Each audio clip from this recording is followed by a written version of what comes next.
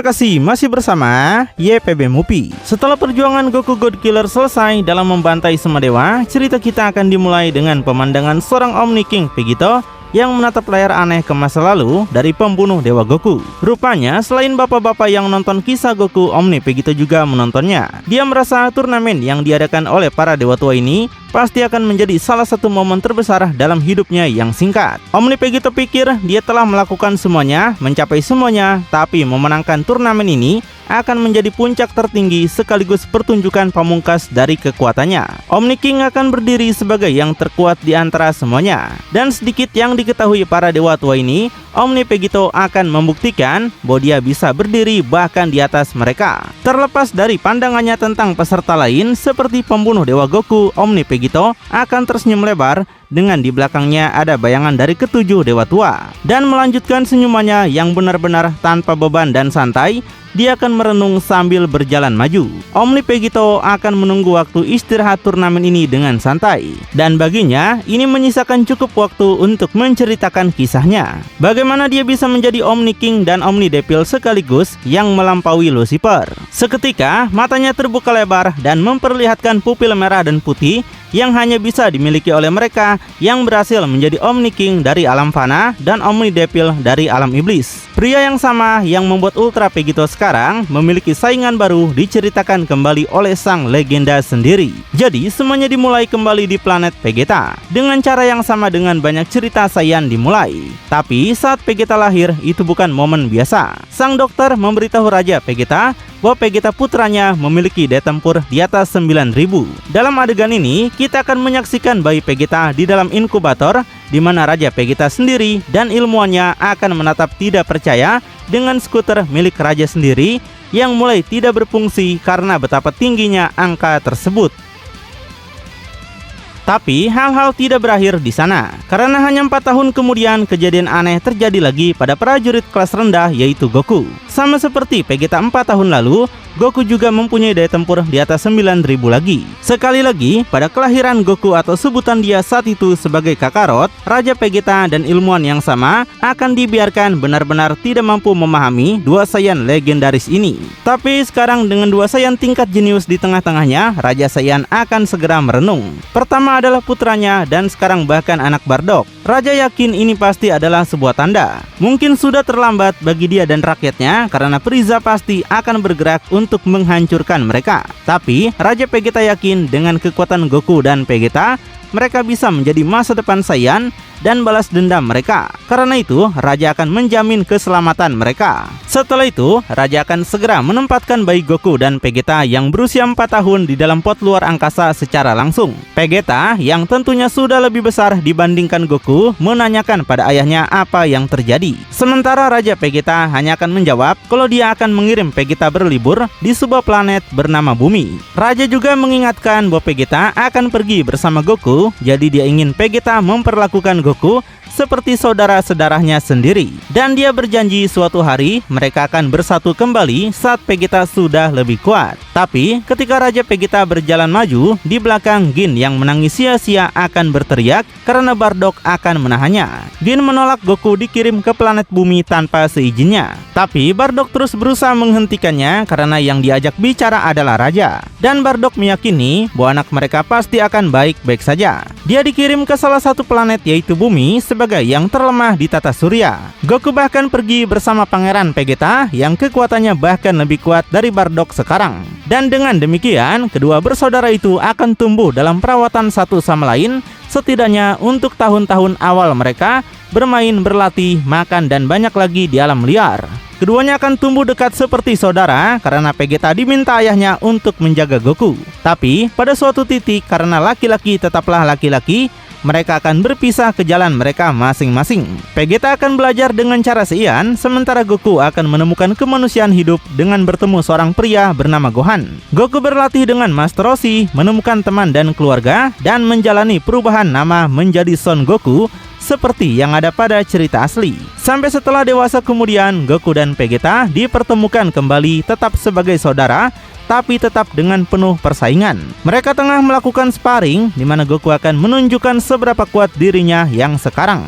Vegeta penasaran karena mengira Goku benar-benar telah melupakan akar seiannya. Tapi jika benar, Vegeta akan mengingatkan Goku kembali dari mana asal Goku. Akhirnya, ketika mereka akan bersatu kembali untuk latihan persahabatan, keduanya ternyata sudah menjadi Super Saiyan lebih cepat daripada di timeline asli. Dan dengan perubahan itu, mereka akan berada pada tingkat kekuatan yang mengalahkan varian garis manapun yang pernah ada sejauh ini. Tapi, itu tidak menghentikan sisa cerita berjalan seperti seharusnya, karena sebuah pot ruang angkasa Saiyan akan terbang menembus ruang angkasa langsung menuju bumi. Dan tentu aja akan muncul saudara kandung Goku yang asli, yaitu Raditz. Dia yakin Goku seharusnya ada di sekitar sini. Goku adalah permata dari ras Saiyan dan yakin akhirnya bisa mengalahkan Frieza dengan bantuan Goku. Tapi berpikir dia bisa membawa kembali Son Goku pada titik ini dengan mudah hanyalah contoh dari pemikiran buruk Raditz, karena dia malah akan dihancurkan berkeping-keping oleh adiknya sendiri. Kejutan bahkan akan terus datang bagi Raditz ketika dia juga mengetahui bahwa bangsawan Saiyan yaitu Vegeta telah tinggal di sini di bumi juga bersama saudaranya. Vegeta senang bertemu lagi dengan Raditz dan sekarang dia ingin Raditz pergi dari hadapannya. Saat Vegeta kemudian mengangkat dua jari dan berubah menjadi Super Saiyan untuk serangan berlebihan, Vegeta akan menembakkan seberkas energi ke depan.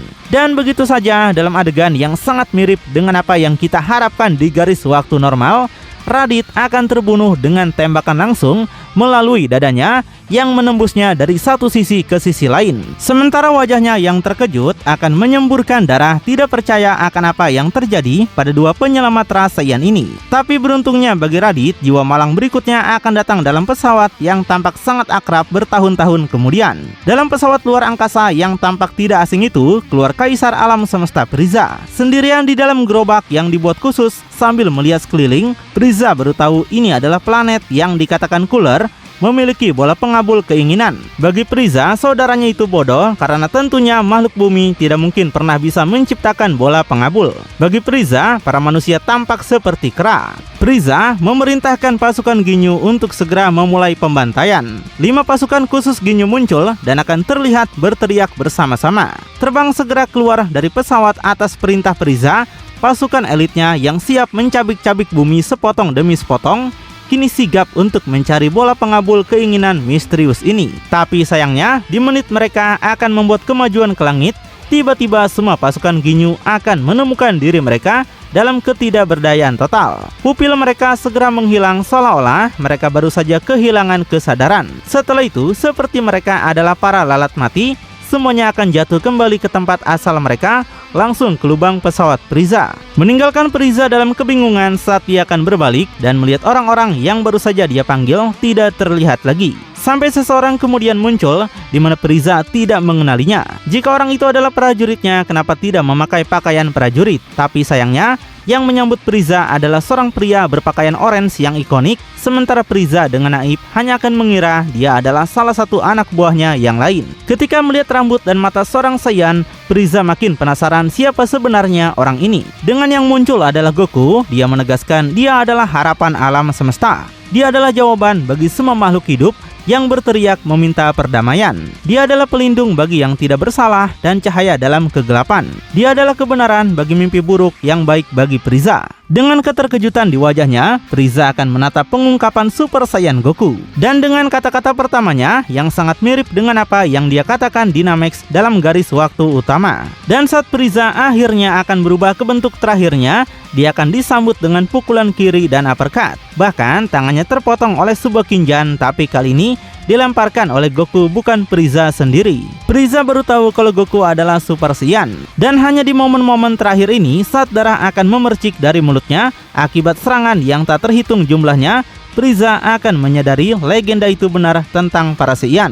Dia akhirnya tersungkur berlutut dengan darah masih mengucur dari tangannya yang terputus dan jatuh di depan pesawatnya. Seolah-olah dia siap untuk melarikan diri. Tapi sepertinya Goku ini tidak akan memberikan kesempatan kedua. Dia segera melepaskan gelombang Kamehameha yang kuat saat Frieza dalam cara pengecutnya yang biasa hanya akan memohon untuk terakhir kalinya. Tapi tentu saja Goku versi ini tidak akan memberikan pengampunan. Seluruh tubuhnya hancur saat terkena benturan, sampai akhirnya ledakan besar akan meletus menghancurkan Frieza dan pesawatnya. Dan hal yang sama akan terjadi pada Cell yang segera menemui ajalnya di tangan Vegeta, meledakannya hingga berkeping-keping. Cell penasaran bagaimana Vegeta bisa sekuat ini. Seharusnya Dr. Gero tidak akan pernah salah seperti ini. Vegeta tegaskan Dr. Gero bisa mengawasi sebanyak yang dia mau, tapi tidak ada data yang bisa mengimbangi Saiyan sejati. Dan saat kekalahan ini akan berlanjut di Cell Games, semua petarung Z lainnya akan menonton. Tentu saja salah satunya adalah Goku yang menonton dengan senyuman. Goku tidak ingin Vegeta pamer saja dan menyuruh Vegeta untuk menyisakan sedikit untuknya. Diakui, Vegeta memang memenangkan suit batu gunting kertas dan harus bertarung duluan. Tapi Goku benar-benar ingin mencoba bentuk barunya atau setidaknya sisakan sedikit bagian Cell untuk dilawan oleh Gohan. Jika Vegeta sudah selesai, Goku akan menyembuhkan Cell dengan kacang senju.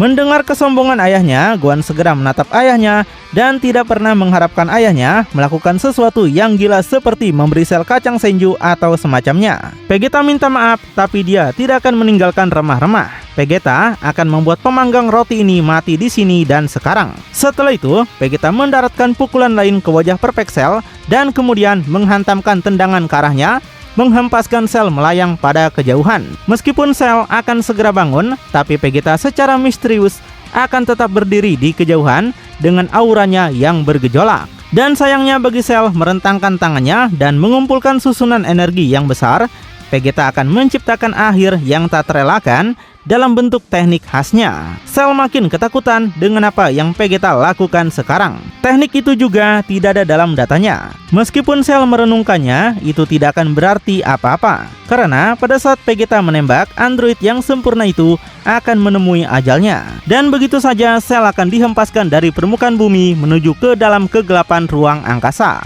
Setiap sel tunggalnya dimusnahkan di tempat. Singkat cerita, bahkan Majin Buu akan menemui penyelesaian yang mudah, karena kali ini baik Vegeta dan Goku dalam bentuk Super Saiyan 3 akan menghabisi versi Majin Buu dan tidak memberinya kesempatan untuk berubah menjadi Kid Buu. Namun, meski begitu hasilnya akan tetap sama. Dengan dua Saiyan sekuat ini dan mengeroyok Majin Buu, dia benar-benar akan disiksa, dipukuli habis-habisan, dan ditendang pada kejauhan. Dimana karena suatu alasan, Goku yang primitif bahkan akan menggigit makhluk yang tidak sadar itu. Dengan Vegeta menanyakan apa yang sebenarnya Goku lakukan. Apakah Goku seekor guguk? Dan Goku hanya menjawab bahwa Majin Buu tampak seperti permen karet, jadi Goku harus mencobanya. Tapi dengan Majin Buu sekarang tergeletak di tanah, Vegeta akan terbang di kejauhan. Goku akan menggunakan Sun Kanido berpindah ke sisi lain. Dan sayangnya bagi Majin Buu, posisi kedua Saiyan ini bukan kebetulan. Karena segera mereka akan menarik tangannya, berteriak dan menembakkan sebuah laser. Majin Buu akan dikelilingi oleh dua berkas energi terkuat yang sangat dahsyat. Dan tentu saja dengan kekuatan tingkat ini yang jauh melampaui Spirit Bomb, dia akan dimusnahkan. Setiap partikel tubuhnya dilenyapkan, dengan ledakan akan terlihat di bumi bahkan dari ruang angkasa.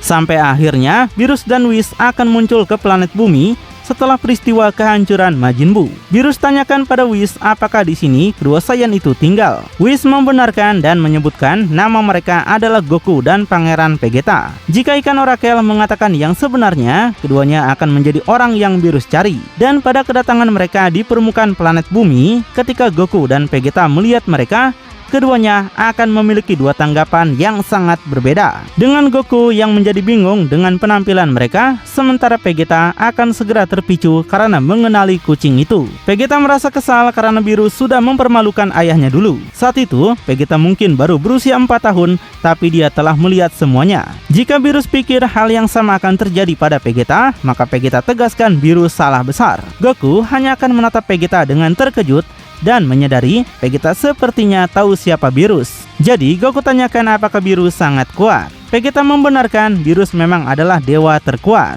dewa penghancur yang ditakuti di seluruh alam semesta. Vegeta merasa tidak ada makhluk hidup yang bisa menandinginya.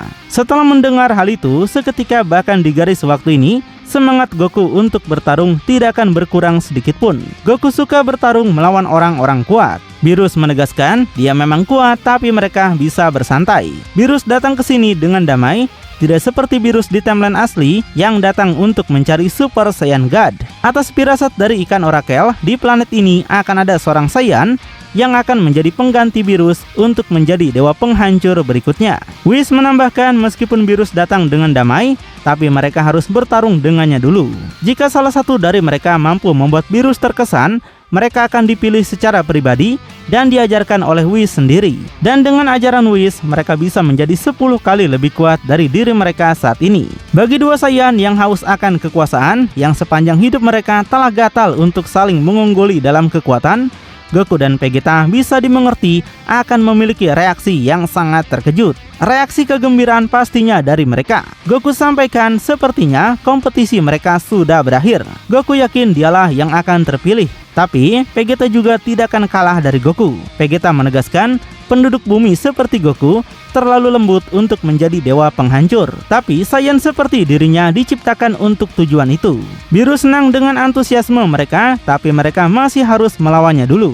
Dengan senyuman besar, Beerus akan mempersiapkan dirinya untuk jenis pertarungan yang sama sekali berbeda. Setelah itu, Goku dan Vegeta akan berubah menjadi Super Saiyan 3 mereka sekali lagi. Sedikit lebih kuat dari sebelumnya dalam pemandangan yang mengagumkan di depan dewa penghancur. Sambil menjauhkan dirinya untuk pandangan yang lebih baik, Whis akan berteleportasi di kejauhan untuk menonton dan mengamati pertempuran keras untuk menentukan dewa penghancur berikutnya akan dimulai. Whis berharap Beerus bisa menahan diri. Mereka tidak ingin secara tidak sengaja sampai membunuh salah satu dari anak laki-laki yang malang ini. Beerus memang bukanlah Majin Buu. Bahkan dalam bentuk Super Saiyan 3 mereka, dan keduanya pada saat yang sama, Beerus akan tetap menunjukkan senyuman sombong sambil dia menghindari semua upaya mereka untuk menyerang. Melewatkan tendangan juga dengan menunduk dan mendaratkan serangan pada yang lain. Beerus tanyakan apakah ini bukan apa yang dimaksud ikan orakel. Beerus menikmati keunggulannya sambil menanduk Goku tepat di bawah dagunya. Dengan Vegeta yang dililit ekor ungu Beerus dengan sangat erat, sementara Goku akan memiliki tangan yang mencengkram pergelangan kakinya. Baru saat itulah Goku dan Vegeta menyadari betapa besarnya celah kekuatan di antara mereka dan Beerus. Bahkan dengan tingkat kekuatan mereka yang jauh lebih kuat dari apapun yang pernah ada sebelumnya. Seandainya mereka memiliki bentuk lain di garis waktu ini, kekuatan seperti Super Saiyan God, mereka mungkin bisa memberikan sedikit perlawanan. Tapi pengandaian seperti itu akan berarti sedikit, karena Goku dan Vegeta akan diputar dengan sangat keras sehingga mereka menciptakan tornado mini. Keduanya segera dilemparkan melesat seperti roket melintasi kota pada gunung yang jauh. Goku akui Beerus sangat kuat. Vegeta sudah bilang Beerus bukanlah dewa biasa. Baik Goku dan Vegeta akan berjuang untuk menjaga kendali di bawah kecepatan dan gaya gravitasi yang intens pada tubuh mereka. Akhirnya mereka akan menabrak gunung dengan benturan keras langsung menembusnya hingga sebuah lubang akan muncul akibat tabrakan mereka. Dan di tanah dalam keadaan benar-benar kalah, Goku yang berdarah babak belur dan memar akan berkata Beerus sangat luar biasa. Goku tahu Vegeta bilang Beerus kuat, tapi baginya ini gila. Goku penasaran apakah mereka benar-benar akan kalah. Tapi Vegeta tegaskan mereka tidak pernah kalah. Vegeta bahkan tidak tahu bagaimana rasanya kalah.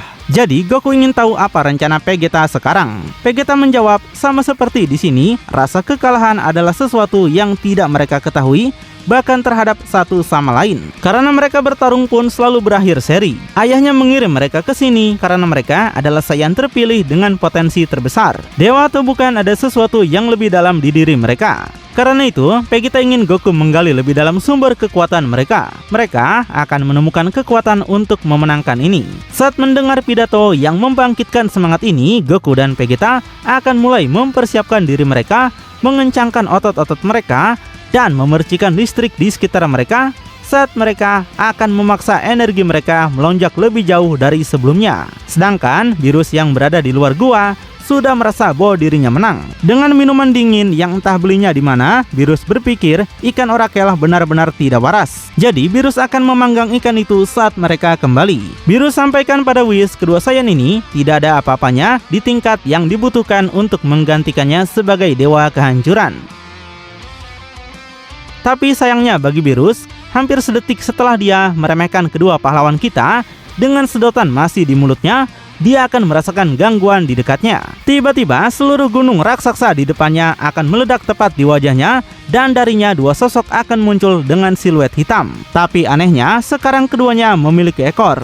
Hingga tidak bisa dipercaya, Goku dan Vegeta dari garis waktu ini akan tidak percaya pada kekalahan apapun. Dengan sangat kuat, mereka berdua secara bersamaan seperti saudara sejati akan naik ke bentuk Super Saiyan 4 berambut merah. Bukan Super Saiyan 4 biasa, karena ini adalah bentuk Super Saiyan 4 versi Dragon Ball Daima. Dan segera kekuatan baru mereka akan ada untuk dilihat semua orang, dengan Goku mendaratkan tendangan terbang tepat di dada Beerus. Sementara Vegeta akan menghantamkan siku di bawah dagunya, menghempaskan Beerus ke tanah dalam keadaan berdarah dari mulutnya. Beerus sontak tercengang dan merasa ini mustahil sekali. Dia nggak menyangka kedua orang ini menyembunyikan kekuatan seperti itu. Apakah mereka mempermainkannya seperti dia mempermainkan mereka? Pada akhirnya, Beerus menarik kata-katanya lagi dan menganggap ikan orakel benar. Tapi ketika Beerus akan berteriak untuk mengingatkan para Saiyan bahwa ini bukan pertarungan hidup atau mati, keduanya akan menciptakan apa yang tampak seperti serangan terakhir. Tampaknya mereka akan menempuh jalan yang sama seperti Ultra Vegito, yaitu membunuh dewa.